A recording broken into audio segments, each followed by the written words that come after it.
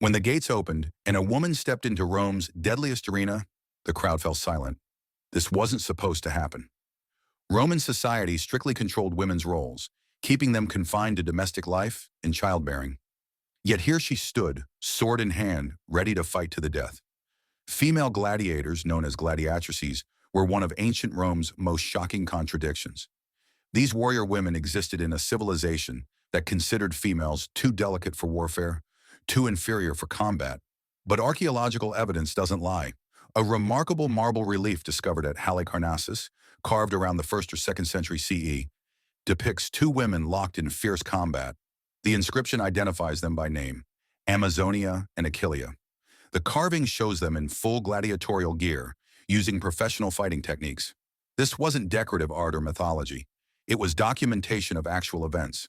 Historical records from Roman writers mention female fighters appearing in arena games, sometimes battling each other, occasionally facing wild animals. The historian Cassius Dio described female gladiators performing at games sponsored by Emperor Nero, noting the shock and fascination they generated among spectators. Gladiatrices underwent the same brutal training as male fighters.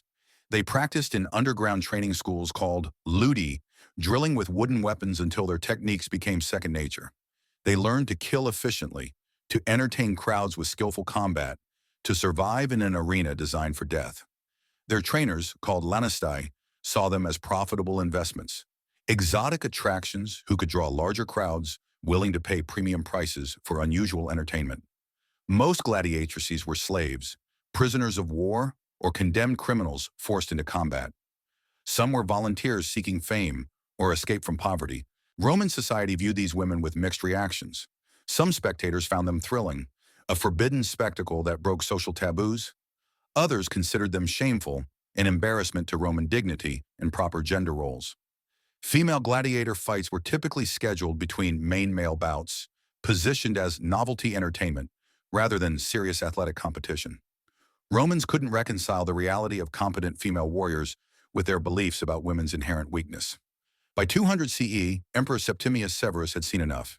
He issued a decree banning women from gladiatorial combat, declaring it undignified and improper for the empire. The ban effectively erased gladiatrices from Roman culture. Within generations, most Romans forgot these women had ever existed. The marble relief at Halicarnassus survived by chance, buried and forgotten until modern archaeologists uncovered it centuries later. Without that single piece of stone, we might never have known their names. Amazonia and Achillia fought, bled, and carved their place in history. If you like this type of content, please like the video and subscribe.